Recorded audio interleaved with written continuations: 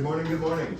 Good morning. Thank you all very much for coming here for this special event at the Florida House on Capitol Hill. We're honored to have you here. We're also honored by our wonderful panelists and our great partners at Florida International University. So before I continue, let me introduce a friend of mine and a friend of Florida House on Capitol Hill, Michelle Castro, to talk about Florida International University. Good morning, everybody. On behalf of FIU, we're excited to be a partner with the Florida House, but for also to have you all here, particularly our Masters of Public Administration students who are here for their executive fly-in and their opportunity to engage with Washington, D.C. What better way? And then also for a few of our interns here that are interning with our Kaplan News Bureau. We're excited that they're with us, and they are covering what's happening in Washington, D.C. So if you're interested, join Kaplan News and check out their packages. They do some phenomenal work about the Capitol and what's going on. So we're excited to be here. We're excited that you all are joining us today. And then any of our friends and visitors that you're from Miami, stop by our location at 601 New Jersey. We offer cafecito. The Florida House offers orange juice. We offer cafecito. Stop on by. It's our way of giving back, but also a way of connecting. So come on by, check out our location as well, and we're happy that you're here with us today. And it's and I'll introduce to you Carlos Becerra, who is also a team member here at FIU in Washington, D.C. Just for a quick point of personal privilege, I think I'd like to sum up this morning. Very special day at a very special place with very special people. It should not be lost on us that today is January 28th, the birth date of the Cuban patriot Jose Martin. I'm sure our guest of honor will have a little bit more to say to that, but an interesting amalgamation of... Was he an intern? He was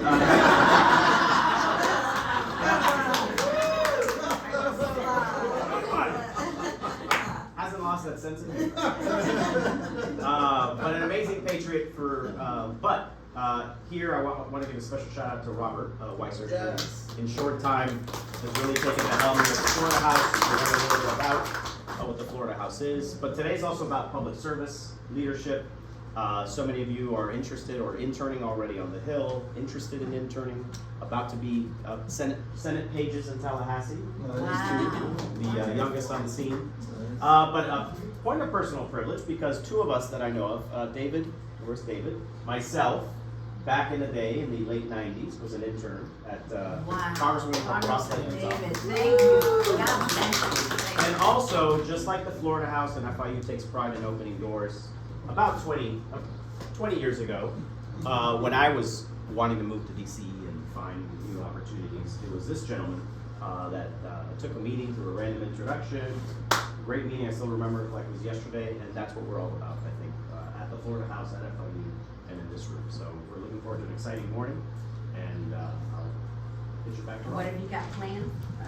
Upcoming activities? March 5th, 305 Day. What We're happens? going to be taking over the town in some way. It's a very special city, and we know that here in Washington, D.C., we have many Miamians that love their hometown. What time does it start? 305.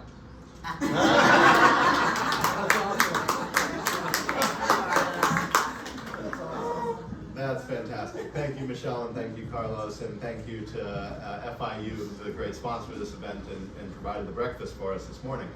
I am particularly honored to have all of you here at Florida House on Capitol Hill. We are America's only state embassy in Washington, D.C. Of course, we all know Florida is the best for many, many reasons. One of them is we are the only state with an embassy, and even if anyone else could pull it off, they certainly wouldn't have the view that we have here. So. We're thrilled to have you here this morning to talk with our great panelists. We're going to have a wide-ranging discussion here. We're going to talk a lot about internships. We're going to talk about Cuba and the history of Cuba and Cuban-American relations. Speaking on internships, how many of you have been an intern or are an intern or have had interns? Good. And while we're doing that, how many of you have been to or heard of the Florida House on Capitol Hill before? All right, good. I see Guys, some there's hands some up. seats available here. There's two here, and two there. There's another seat. I love seeing those hands up, and it also proves to me that you were able to put your hands up, because that's what I want you to do from now on, because I do want you all to drive this conversation. I want you to ask questions of our wonderful panelists here, so if you have one, please raise your hands. They'll recognize you, or I will, so that we can really make this into the conversation that we intended to be with with our great speakers today. So we do have with us Congresswoman Ileana Ros-Lehtinen.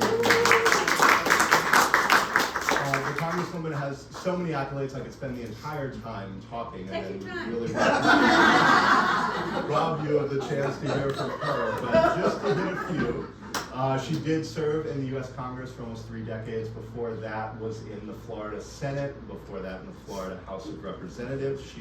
When she was elected to the Florida House, there were no Cuban Americans serving in the United States Congress.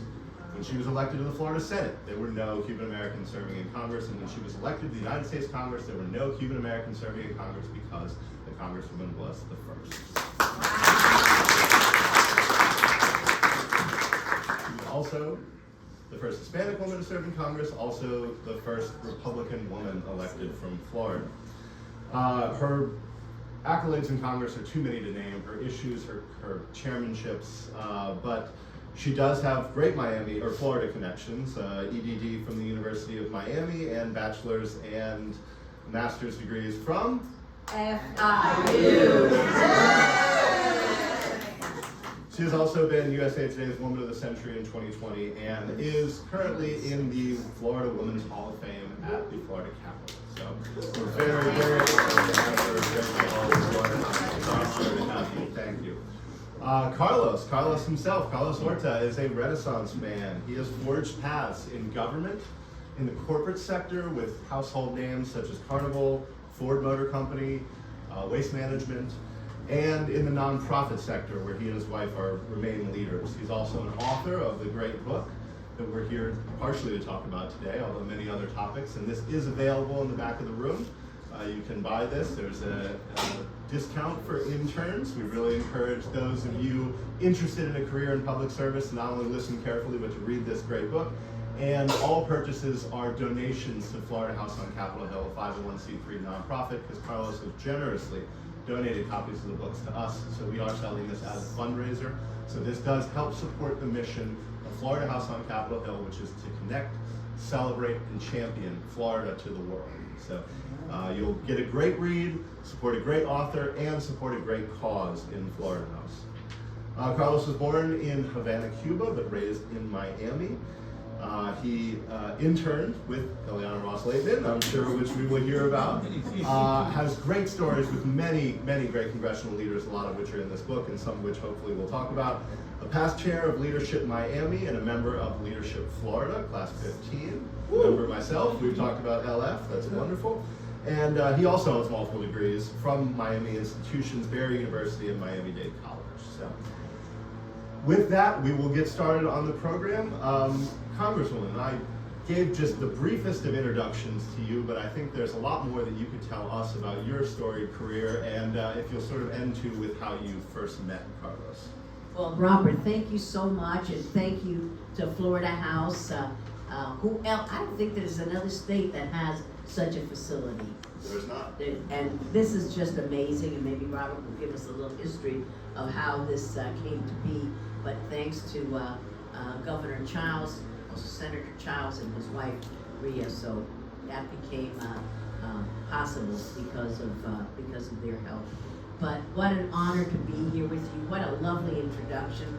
Thank you so much, Robert. And Carlos is such a special friend. He and his wife, Marianne Gomez Orta, who is the president and CEO of Chile, the Congressional Hispanic Leadership Institute. This is a power couple, and they always have the best events, and they travel together. They're in packs, but they do divide and conquer too. But I'm so proud to be the chair of Chile, and we have our gala coming up. When is it? May 7th. Where is it? At the Waldorf Astoria. Waldorf Astoria. So we will be back there, and it's going to be a great night, so write that down. And I think that she gives discounted rates also for interns, or we find a corporation who will make sure that we get you in, because it's a pricey affair, because it's, wait till you see it, it's unbelievable. We are honoring, who are we honoring this year? President from the Dominican Republic. The President of the Dominican Republic. You can just stop right there. Yeah. I mean, and then we just have a whole slew of folks. And this organization was started by Lincoln Diaz-Balart and my legislative brother and his brother Mario Diaz-Balart and I, the three of us. But it was really Lincoln's baby. It was really Lincoln's baby, and I'm chairing it now while he takes a little recess time.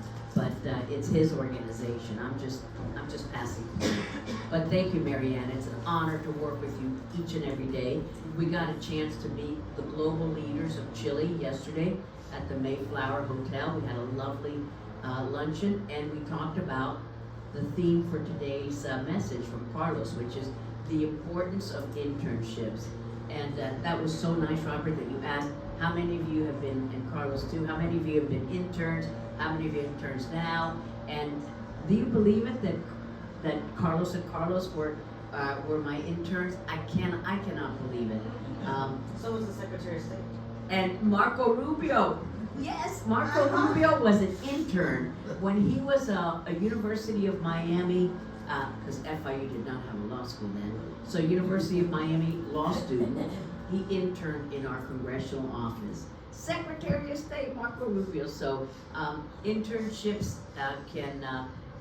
you can make some great connections, and when you listen to the impressive resume of Carlos that Robert went through, you see someone who understands relationships and how to make those relationships work for your own advancement. Not that you're using people, I don't mean that at all. I mean that it's good to learn about other jobs and other opportunities, and you never know what God has in store for you. Because I never thought in a million years that I would be in Congress. I did not come from a political family. Lincoln Diaz-Balart and Mario Diaz-Balart, they come from a storied political family. His father was Speaker of the House of the Senate in Cuba, and was the first man to say Fidel Castro is a communist thug, and he had to get the heck out of Cuba right away. But so they come from a really important political family. My family, nobody had ever run for office. I always wanted to be a teacher. Thanks to Miami-Dade College and FIU, I realized that dream. I've got as Robert pointed out, my degrees from those institutions, and I was able to be a certified teacher. And when that little piece of paper came in the mail saying Ileana Carmen Ross, because I wasn't married at the time, Florida certified teacher, I said, wow, this is it. I fulfilled my dream. I never thought in a million years that I would end up in Congress, but I was involved in education and had my own private school with my family, and was helping parents of the school with their immigration problems and the eviction notices, and they had a lot of issues, and they did not speak English well, so I would translate for them and help them. And then somebody said, rather than helping Carlos and Marianne and Larry and Robert, you could run for office and set the policy that is driving these people to frustration and right those wrongs. I said, how do you do that? And we signed up for a campaign school about how to run for office. My dad went to how to be a campaign manager. My mom went to how to be a volunteer coordinator. And we were the best that we could be because we didn't know how to do things badly. We thought, okay, this is how you do it. You make, you knock on 20 doors, you make 10 fundraising calls, cold calls, and we said that's the way you got to do it.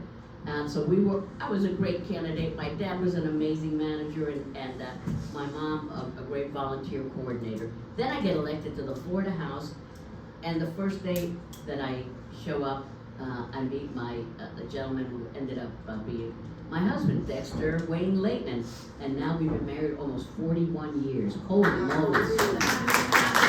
So politics has a lot of great fringe benefits. your future partner. So that's my road to Congress. You never know. Right now, when I see these young faces, and I'm talking about you as well, Marianne, but the young lady behind you, are you going to be a page in Tallahassee? Wow, I remember those pages.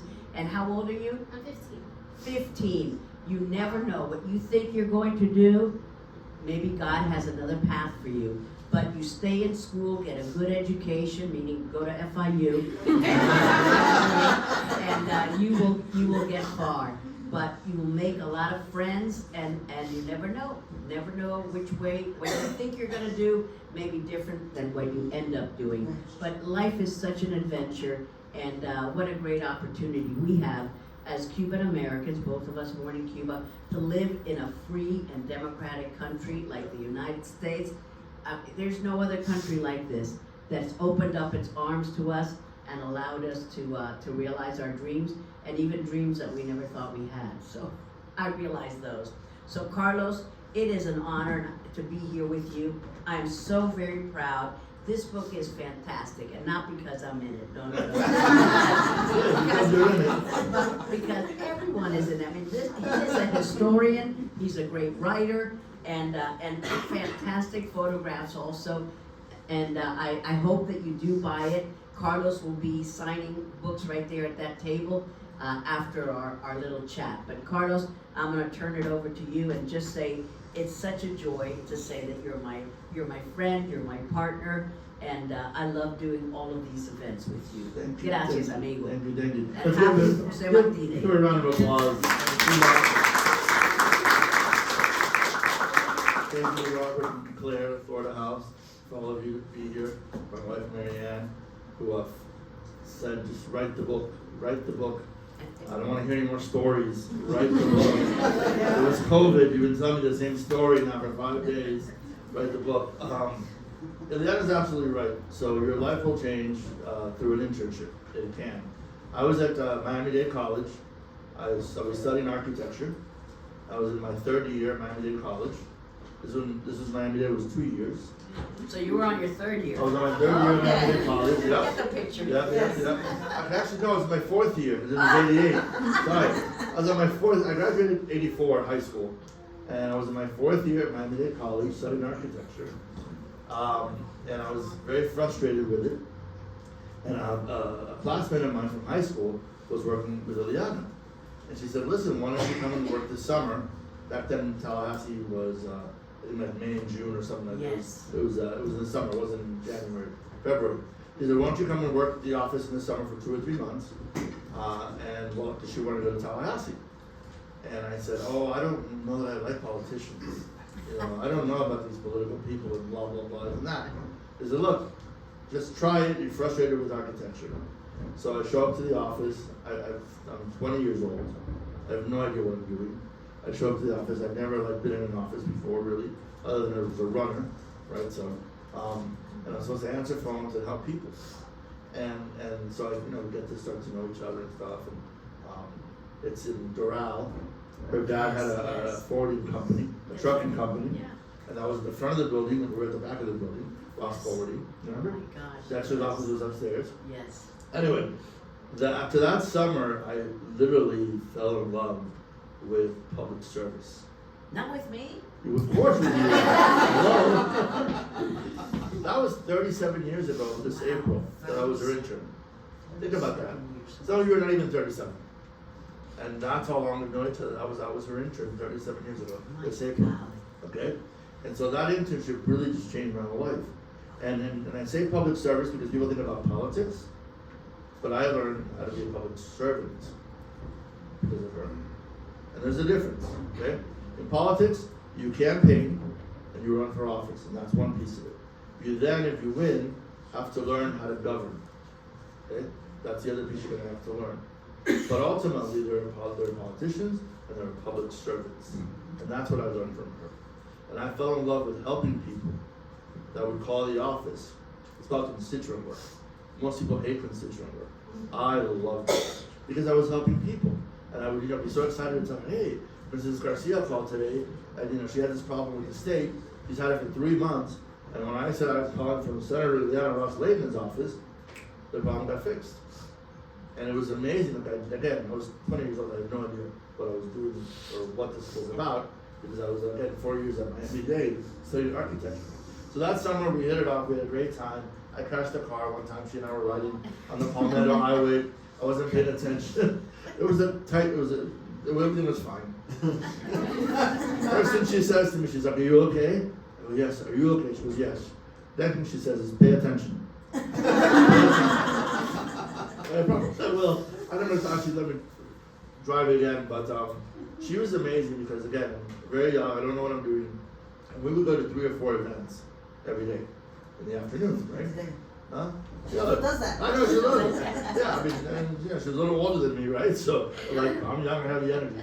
But what amazed me about her is that we would go, let's say, to an old, what they call seniors home, Yes.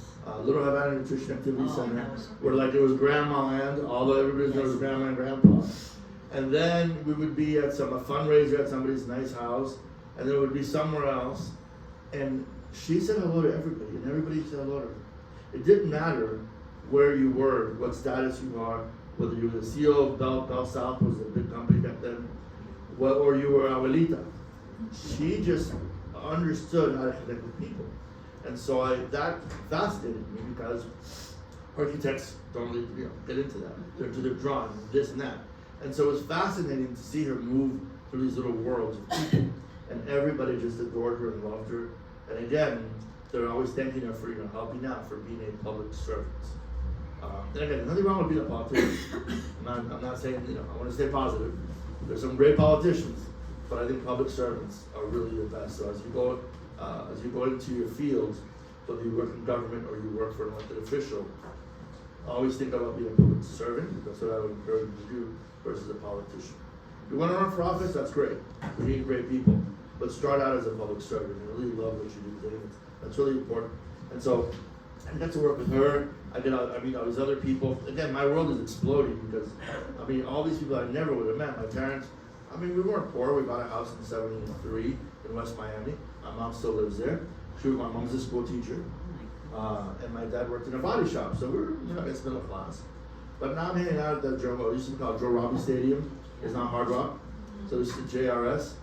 Here I am at JRS, hanging out with the CEO of Bell South. I couldn't fathom this kind of stuff. So it rocked my world, and after that, I just wanted to stay in politics. And so I applied for a job as a legislative aide. And with this guy, Ileana, somebody from Ileana. Ileana is Ileana in the house, all right? right. So we had Two from Hialeah. it was a politician. And my school was in Hialeah. Yeah, so your I school's know Hialeah. Hialeah. Yes, I really never heard much about Hialeah from West Miami. So anyway, I applied for the job, and I had to get a reference. So I asked her if she would, say good things about me. She picked up the phone, even if I crashed the car. She picks up the phone. She's probably there 10, 15 minutes. It seemed like forever. The guy comes back. He says, "All right, you have the job." I was like, "What?" I had never been an aide in my life. I didn't know anything about any of that. It's in the book. And when we get to Tallahassee, I'm screwing up right and left because I've never been an aide. Nobody knew. I didn't know what that was about. But she took a chance. She saw the work that I did and said, "You know what? I'm going to stand behind them." That's another lesson that I learned, right? You've got to stand behind people. If they have a little talent, nobody's going to be perfect. But you got to stand behind people. You got to help them move up the ladder because that's how everybody does it. Nobody, even if you're super wealthy, you still need people to help you move up the ladder. That's the reality. So that one summer in '88 really changed my whole life. And after that, you get one job after another. I ended up in '93. I ended up working for 2 state reps, and they were both great, very different styles, but great folks. Nilo Hudi. Nilo Hudi, Nilo yes. Hudi from Hialeah. Hialeah. And Miguel de Randy from Miguel de West Randy, Miami, yeah. who, by the way, lost by 1 vote in the Republican primary. Lost by 1 vote. Okay, in 1988. When there was a congressman called Claude Pepper, who had been in public office for 50 years, he was a senator, Florida senator. He passes away. Ileana decides to run for Congress. This is in August of 89. Lincoln Diaz-Balart decides to run for her state Senate seat. Yes. And the guy that lost by 1 vote decides to run for Lincoln's seat. And this time we won. We made sure that everybody voted, including his mom, who had not voted the first time, and she felt terrible. Oh my gosh. So it was after 3 recounts. He lost by 1 vote after 3 recounts. So we told her, "Mom, listen, you voted, don't worry about it. It was a machine, it was a recount." So even back then in 1989, 88, we saw issues with recounts. Anyway, it was great. I get a job, the next big break, again, you've got to do great in your job. I always tell people, if you do well and you excel, people will want to hire you. Opportunities will come. You never have to worry, as long as you exceed expectations and you do a great job, okay, people will find you. Okay, people want to work with people that are talented, that will do well. That's the quickest way for people, for you to build your, what they call it today, a brand. You know, you have a reputation. So when people start talking about you, say how great you are, because you're doing the work. You're not taking credit for it, right? You do the work. You will get noticed and people want to work for you. So I ended up as the executive director of the day delegation. The day delegation today is comprised of, I think, 29 elected officials, state reps, and state senators from Miami. It's a county job, but the job is to work with the state legislature to be their liaison. Challenging people, and you had a challenge. It was. By the way, it's a one-year appointment, so you have to get reappointed every year, and the chair switches from Democrat to Republican. So 1 year I'm working for a Republican as a chair, the vice chair is Democrat. The following year they switch. And so when I was, I think, it was 93, I don't know, I was like super young. I didn't have my college degree. I didn't have my degree until I was, it took me 11 years to graduate. Now, I did not go to FIU, sorry. I went to Barry University. Barry's a great school. I went when Sister Jean was there. Oh, Sister Jean, yes. If you don't know Sister Jean, Google her. She's an amazing nun. She's passed away. Anyway, I went to Barry and I got my school. What took me 4 years to get out of college, Miami-Dade. I did my bachelor's in 18 months. That should tell you how focused I was. And the county paid for half of my school if I got a C or better. Because I was upset that when I get the job at the day delegation, I don't have a college degree, so they wouldn't give me the pay. Because the job required a college degree. And I didn't have my college degree. So they said, well, your title is Executive Secretary 3. This was again in 93. You're gonna make $27,000 a year. And so my HR leader was really upset, said, well, can't the manager do a waiver? Because I know the manager can do whatever he wants. And so, long story short, we asked the manager, he said, no, that story's in the book. I hated that guy for like the rest of my time on Miami-Dade. For not signing my little waiver. I called them up a couple of years later when I was writing the book, and I said, you know what? You not signing the waiver was the best thing that ever happened to me. So a bad thing can turn into a good thing. Because you know what? Because if you not signing it, I had to suck it up, Buttercup, and go to Barry University, right? From downtown Miami on I-95 to get my college degree.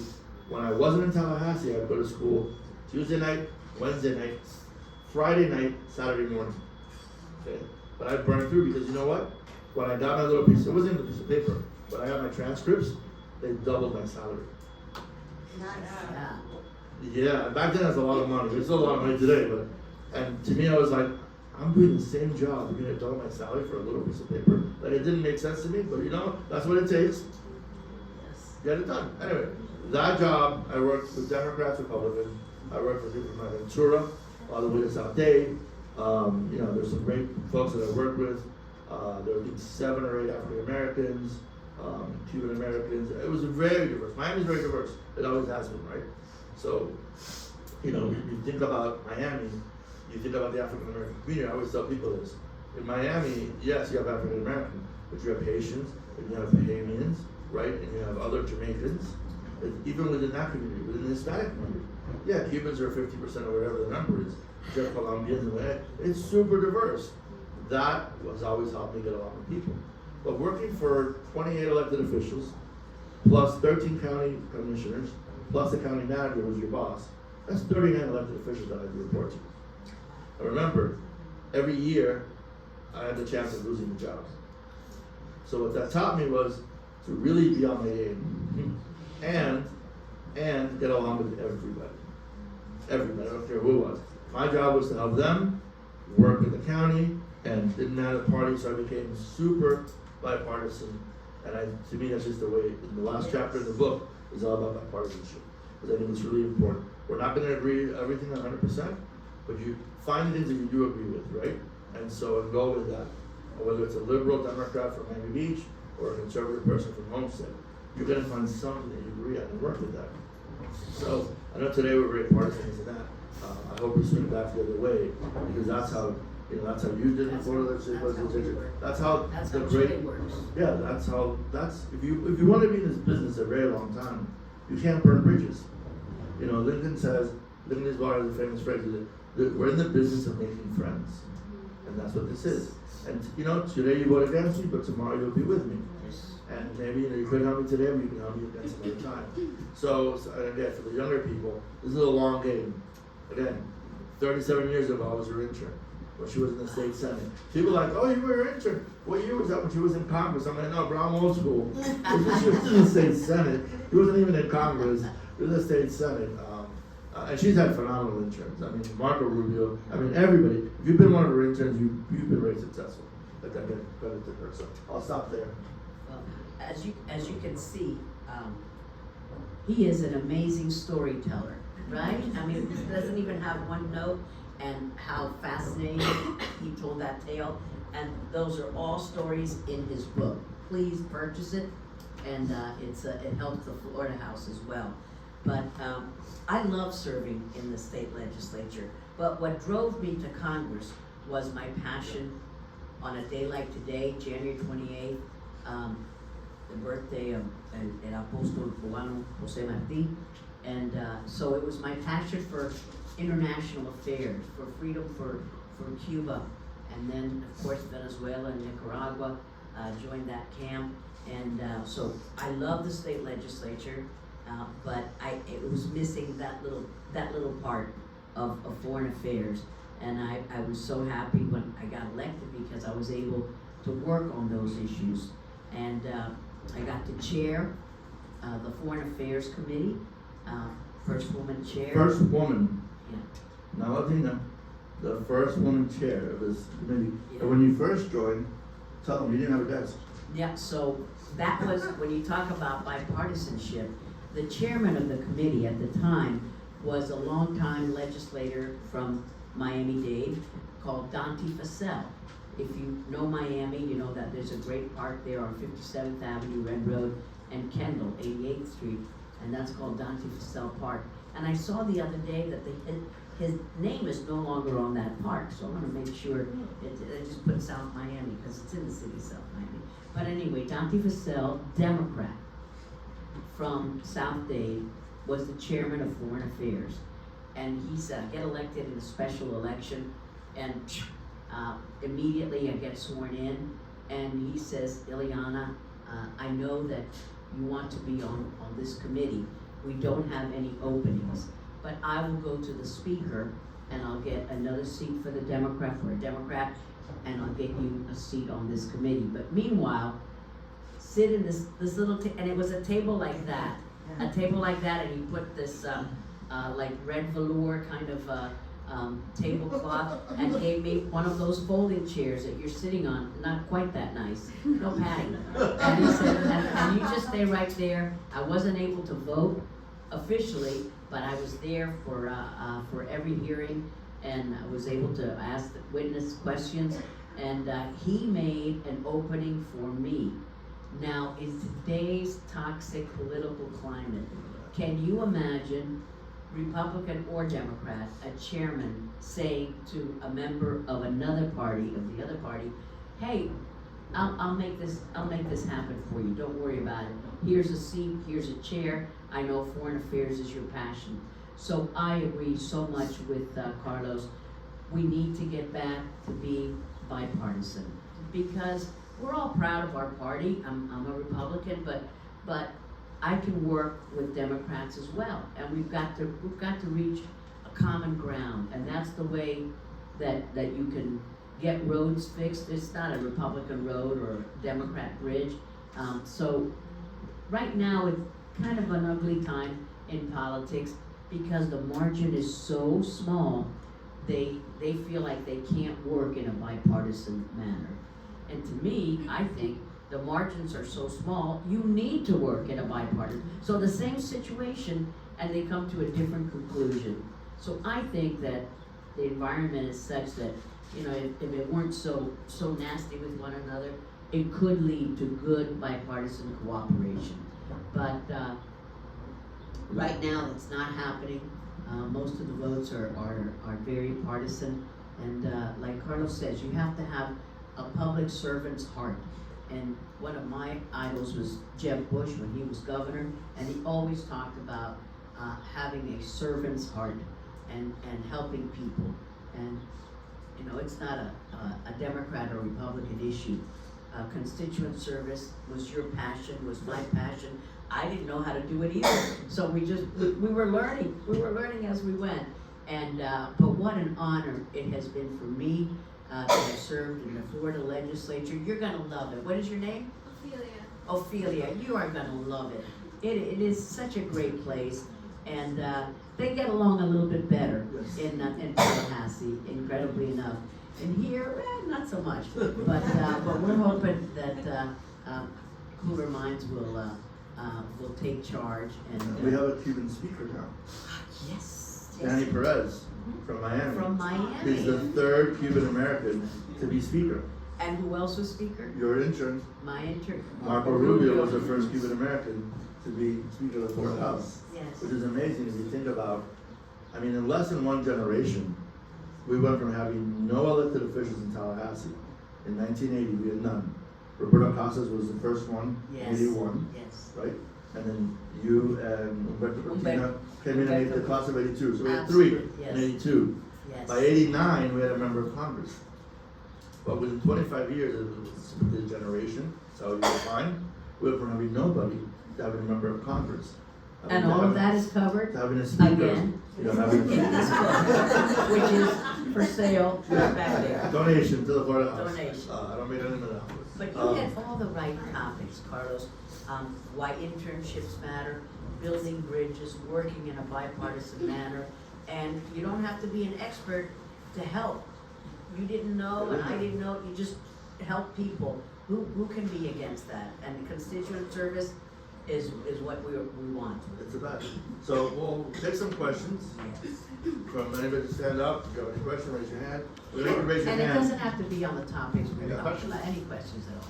Yeah, there's a great interview with now Speaker of the Florida House, Danny Perez, in the book. He was here last week at the Yep. Florida House. We were happy to welcome Speaker of the Florida House Representative Danny Perez. So. Yeah. I got Danny for you would be good to be speaker. Were you able to be here for? No, I was no. Oh, I We had wasn't. some other, Yeah. but Danny was very nice, and spent time talking to him. And Debbie Wasserman Schultz, Congressman, Yes. she and I were legislative staffers together. So she's in the Wow. book after all these years. Yes. Yeah, so I mean, when I say about part of it, my socks, man. I got Oh, those are elephants to the great. right, Look at donkeys this. to the left. Yes, that's great. Wow. So, That's I wonderful. Questions? Come on, you have some questions. I want to ask one question about Yeah. internships of Thank both of you, you while Robert. we're waiting on that. I think internships are incredibly important, and Congresswoman, I know you have a background in education. You were a champion of education in Congress and the legislature. Your background is education. You mentioned you were a teacher. What do you see as the connection between education and internships? Is there more? We have a lot of FIU students. We have a lot of great institutions of higher learning in Florida. Is there more that we can be doing to connect education in the formal sense and internships? What a great question. And right now it is very difficult to be an intern because everything has changed. When I was in Congress back during the Civil War, or the Middle Ages, I don't know, but if you had a pulse, I would accept you as an intern because we needed the help. That's how I got it. He had more than a pulse, he had smarts. But right now, getting an internship on the Hill is so competitive. It's almost as if you're applying to an Ivy League school because they now pay, most of the internships are paid positions, and they don't have, most members of Congress don't have, but maybe just a handful of interns. We had so many interns because that I thought that this is a good life experience for them. For many of them, it was the first time working in an office, as you brought out, and we wanted them to have that experience. But we had to stagger our interns because when you get elected to Congress, you get the tiniest, in a special election, you got the tiniest office. And we were actually in 3 separate offices, like a little closet here and a little annex here. But then finally we got a better office. we didn't have room for all of the young people who wanted internships. So some would come on Mondays and some Wednesdays and so we did it like that. And some would come in the morning and some would come in the afternoon, only because we didn't have enough room. Then when I got a bigger office, all invited, because they would go to cover hearings that I couldn't attend, because I wanted to know what else was happening with all the committees. And they would write memos about what what the hearing was about, and all of the interns, in terms of how it relates to education, they really improve their writing skills. One of the things that I find in today's young people, who are marvelous folks, but some don't have the best writing skills because they haven't been required to write many papers in their college education. And when we gave them that assignment, go to this hearing and write notes about what went on and who asked what and what were your conclusions. Their writing improved over a semester. They got to be better writers, and I think it was useful for their undergraduate degree, because they got to improve cognitive skills that otherwise they would not have had the opportunity. So I'm so proud of the FIU and DC program here, because they work hard to make sure that they get quality interns, and then they place them in good offices. And that's the role of Chile, the Congressional Hispanic Leadership Institute that Mary Ann runs. And I met yesterday with the global leaders, and these are impressive young men and women, various ages. Some are not spring chickens, like Ophelia, who's 15. Some are a little bit older, some are a little bit younger, some have finished their degrees, etc. But young people can make a difference. And it was so wonderful when I went to, every day when I got to my office, to see these bright young faces who were so eager to take over the world, and they can do it. So educational institutions like FIU, like Berry, like Miami-Dade College, like the University of Miami, they need to do a better job of helping their students get internships, because that can lead to so many fascinating routes in their life's adventures. So I would hope that universities do more to get the word out. Hey, Chile has this program. Hey, FIU and DC has this program. Go to our nation's capital, and so many kids, young people, it's the first time that they've been away from home, first time that they've been in Washington, and it is just amazing how their life opens up for them. So I think that there's a real connection between institutions of higher education and internships, and we need to do more to get young people those opportunities. And it's just such a shame that it's gotten more difficult, because young people are now more engaged. You know way more at your tender ages. You know way more now than I did when I was your age, because you know the television and social media, their knowledge, you really know a lot, but you don't have the opportunity to show that off and to put it to good use. And that's where internships can really make a difference. Carlos? Yeah, no, absolutely. I mean, for those, some of you are studying Masters in Public Administration. Raise your hand. Okay. So I'm not sure what the internship is required, but what I would tell you is, again, more if you were studying at the bachelor level, right? Get an internship at the county if you can, at the city, right? Go to different places, because degree's great. When you graduate, you're gonna have your degree in 4 years. But if you're coming to me and saying, hey, I want to work for you, I'm going to say, well, what did you do in those 4 years besides go to school?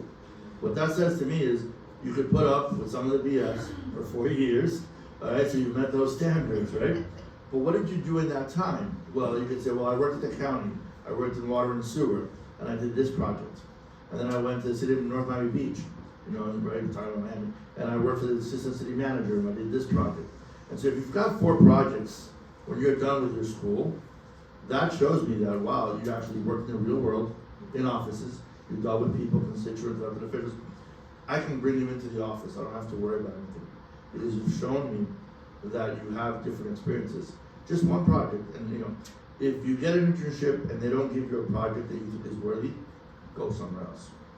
You're not gonna make copies, and I did that stuff when I was in politics, I had to go through garbage. I literally, every day at the post office, I'd have to show up at 4 o'clock, because people would get off work, they go to the P.O. 4 box. a.m.? No, more, no, Oh, no. afternoon. Okay. I would have quit 4 in the morning. But I would go to the post office, it was in Clare, somewhere in Orlando, I don't remember.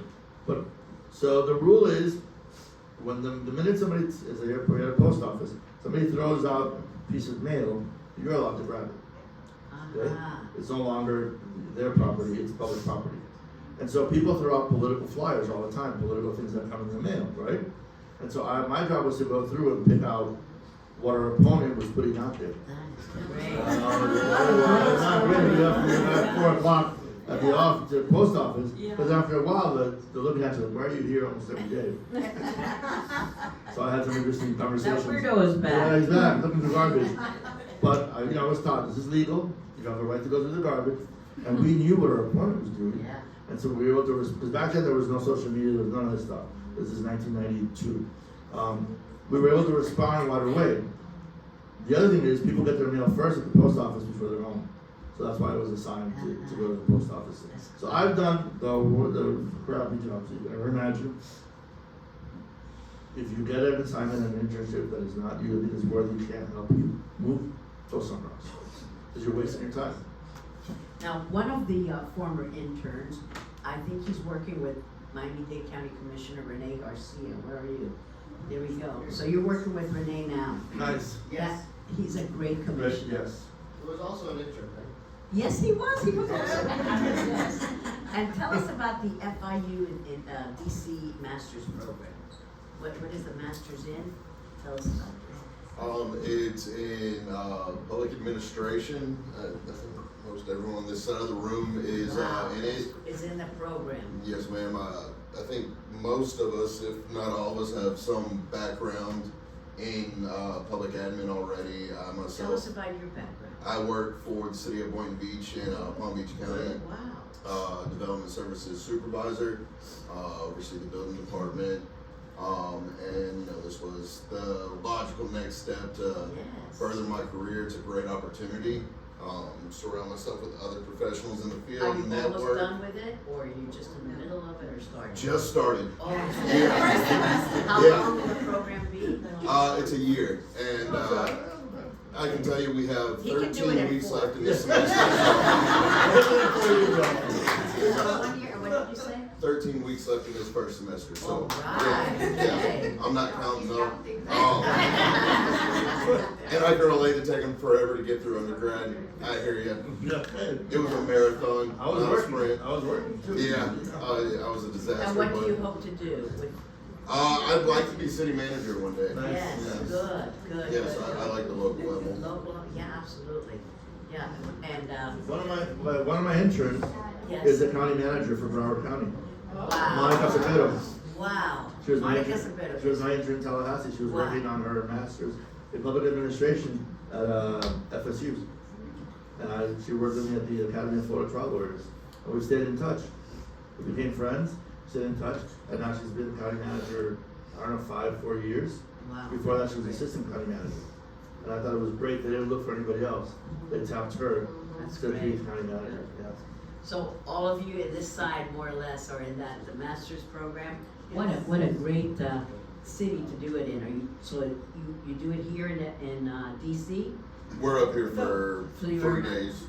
Okay, for how many days? 3. 3, and then you go back to Miami, and that's where you do your classes. Yes, ma'am. Terrific. All right, thank you. How many of you are in that program?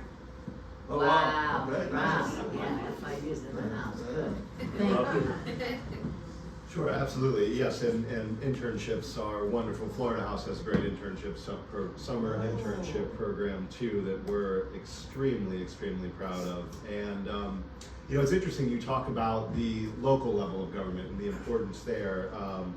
It's certainly something that you don't touch on as much in your book. You do have some commissioners there, but really in your book you're talking about, you call it a love letter to the politicians that forged the path Public of Cuban servants. Americans. Public servants. Thank you. The public servants that forged the path but it's also really a history of a country and its people. And I think there's a lot of interesting things that you touch on. One thing I want to ask you very specifically about the book.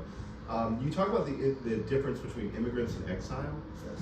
Can you kind of expound on that? I know we have a group here very interested in Florida, and Cuba is such an interesting part of Florida's fabric, its culture, its history. Certainly now, Florida, it's a great part. We've mentioned Secretary Rubio, we've mentioned Speaker Perez. But can you talk about that difference as you see it? Sure. So an exile is somebody who's forced to leave their country for political reasons, right? You have no freedom of speech. You have to get out, and you're forced to get out. Persecution, whatever it is, right? Like Lyndon Ismail's father. When you talk about Fidel Castro, Fidel Castro's going to come after you. He's going to make your life impossible. And we see this all over the world. That to me is an exile. You've been exiled from your country, and at some point you want to come back. So my family, when we left Cuba in '69. Now we were the last. We're the last. I write about it in the book. There's four sort of flights of Cubans. I think we were on the second and third flight. The last one sort of being in the '90s. So we had to go to Spain on vacation. Okay, so that was our story. We went to Spain. We stayed there 2 years because my father had to work to get money to then bring us to the States, right? So we were forced out. It was communism had been there now 10 years. Immigrant is something different. You come to this country generally, this is very generality. You come to this country for a better life. Your country is democratic. You weren't. It's really financial. So it's the later Cubans have come because of financial reasons. A lot of them, because it's so bad in Cuba. I mean, there's no businesses. There's nothing. And when there is, the government takes so much of it that why all this hard work, right? So that's kind of the difference. And some people don't. It's a small difference. But again, the first group of Cuba that were exiles, the later Cubans fall more in line with immigrants. And an interesting part is what role models our parents were. I mean, when we think of your parents and my parents, we're different generations. I'm obviously way older, but the same experiences. To be in their early 30s, to leave behind everything they have, to come to the United States, not even understanding a word of English. I came with my parents on one of the last Pan American flights. They ran many times a day from Havana to Miami and back again. And we were so optimistic that this revolution would just fall by the wayside that we bought a round-trip ticket that I still have. Wow. A round-trip ticket on Pan Am. And my brother and I were so excited because it was our first time on a plane. I was 8 years old, and my mom had bought me a new outfit, and I had a little suitcase. Wow, this is amazing. And my brother and I were thinking, why is mom crying so much? This is like a great adventure for us. Of course, because we were just little, we didn't understand what communism, freedom, and democracy and human rights. But I think of the sacrifices that your parents made, and that my parents made, and everybody's parents made to come to this country. My father had a degree from the University of Havana, but when he came to the United States, he, after a couple of years, he went back to school. Even though he had 2 full-time jobs, he was picking up people's dirty laundry at their homes and delivering them, I was going to say freshly squeezed, freshly laundered clothes, and he worked in a cigar company when we used to roll up cigars on 27th Avenue. You can still visualize it. And my mom worked at a hotel in Miami Beach putting out the desserts for the snowbirds when we had that kind of sensation happening. And my dad went back to school, graduated from Miami-Dade College, then it was junior college, and then, because FIU had not been invented yet, I got a degree, a bachelor's degree from the University of Miami. Nice. It was difficult for him to speak English. He didn't, but reading and writing, he was amazing. And to be young, to leave your homeland, and to start anew.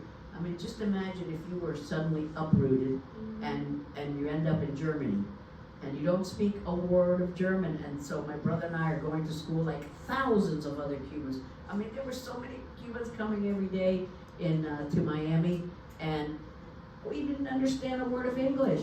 It was really a challenge. But my parents were the ones who made so many sacrifices for my brother and for me, just like your parents did for you. Amazing. My role mom models. had 2 degrees in Cuba. When she came to the States, they didn't accept her degrees. So she worked in a factory during the day and got her degree at University of Miami. She's a king. And then with that, she was allowed to teach. And then did her master's at Nova.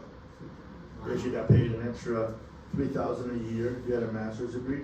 So my mother has 4 degrees. Mind you, I'm at Miami-Dade 4 years. My mother's got 4 degrees. So, by the way, I redeemed myself. I'm going to Georgetown University. I'm getting my master's in Whoa, give it up. Give it up. Getting my master's in liberal studies, which is what my bachelor's is on. I've got 2 more classes and then my thesis. Oh, what are you gonna get? What is the Then, topic? I'm not sure yet. I have to give it some thought. But it's going to be a book. That's great. I decided Yes, that. I was Yeah, I gonna decided that, yeah. suggest that to you. I mean, you know, Make sure why that not? there's a book on the horizon. Yes. But our parents, just like many of you here, they just make enormous sacrifices and they never bragged about it, and they didn't look back in anger or disappointed. They worked hard for a free Cuba. My dad was, and my mom both very involved in the fight for a free Cuba. So I think parents make a big difference. And if I am just 1% of the kind of amazing mom that I had, if I'm that kind of grandma to my grandchildren, Dexter and I have 9 grandkids, that would be ideal. That would be ideal because they are. She's a phenomenal woman. Abu Mandi was amazing, and Abu Kiki, they were amazing grandparents and great parents and wonderful role models. And I hope that if you don't have that kind of a great family situation, many of you don't, that you find someone who you can pattern your life after, you find a mentor, because not everybody's family's situation is ideal. We all have different backgrounds, and life can be rough for a lot of people. So help people along the way, because you never know what they are going through that day. Be kind and help folks all you can. Yeah, great point. Mentorship is a lot like internships. They're really both about helping people and helping them advance, and that's wonderful. Those are extraordinary, powerful stories from both of you, personal stories. And in the book, Carlos, I know you mentioned a lot of really powerful stories, both personal and people's stories. And if anyone's unfamiliar with these stories, the Mariel boat lift, the Pedro Pan, the Miami Herald versus the Cuban community. You interviewed David Lawrence about that too. And honestly, if you're hearing any of these for the first time, you must read this book, because these are part of the history of the great state of Florida. And there's a lot of information in here and out there about those. There's also great stories about the Miami of old. Miami was not always the international world city that we think of today. Miami was a small town. I think probably both of you remember. You mentioned Joe Robbie. There are those of us who still call it Joe Robbie, but that's where the Dolphins play. If you don't know what Joe Robbie is, same stadium, different name. Miami Beach. When I was growing up, so there's a movie called Scarface. I was in high school when it came out, 17. We loved it. My parents hated it. Why? Because it portrayed Cubans as drug dealers and blah blah blah, this kind of stuff. So I actually write about that in the book. So the film was in Miami for 4 weeks. The Cubans were in an uproar, and they had to film the rest of this movie in LA. Okay, and so it reminded me about the Italians when The Godfather came out. A lot of Italians were very upset that they were being portrayed. And I'm like, oh, this is different. Like, things happen, whatever. And but when I was growing up, you would not go to Miami South Beach.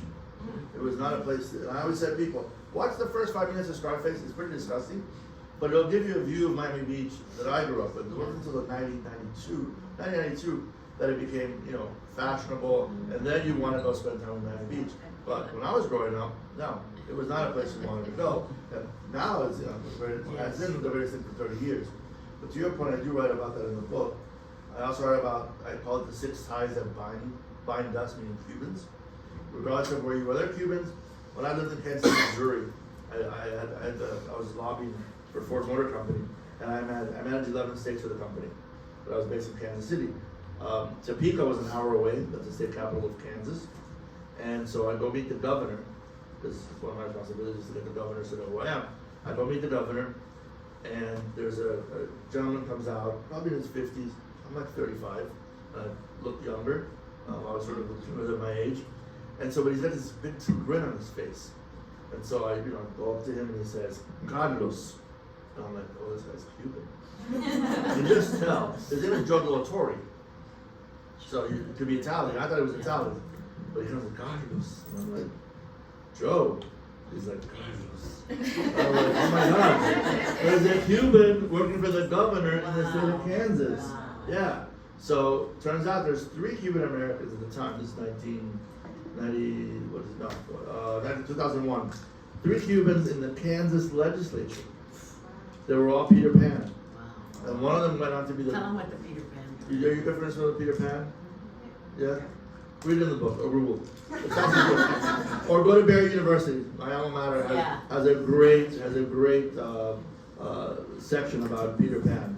But Peter Pan is, so in Cuba, the parents were so afraid of communism that they put their children on a plane and sent them to the United States. This was all coordinated through the Catholic Church. Bishop Walsh in Miami, Brian Walsh, Monsignor Brian Walsh.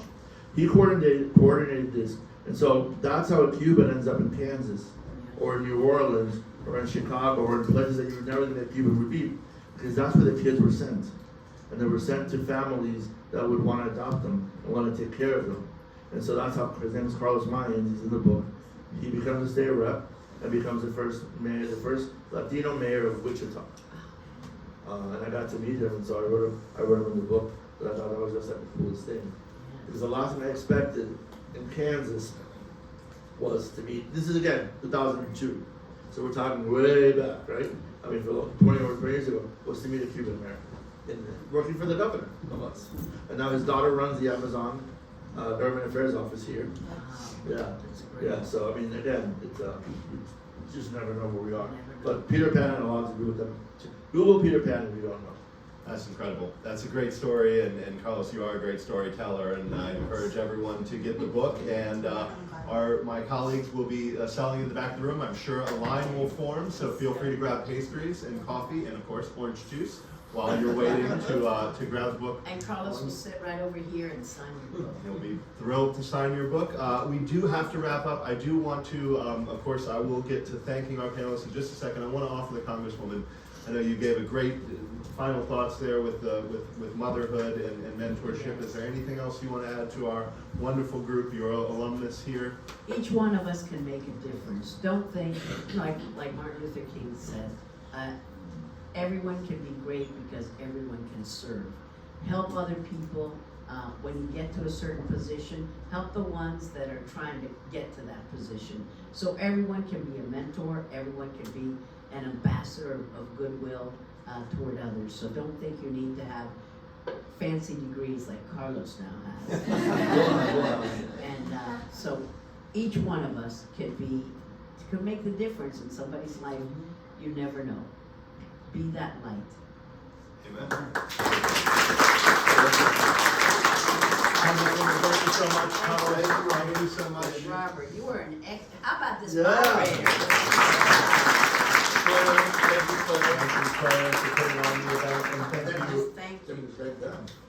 Thank you all for coming. What's your next event here at the Florida House? We have many events. We're doing a Statehood Day on March 3rd, so certainly not competing with our great friends at FIU on 305 Day, but the 180th anniversary of Florida becoming a state. It's the 3rd of March. So we will be doing a big event on March 3rd. Love to see you I all love there. anything older than I am. Muchas gracias, amigos.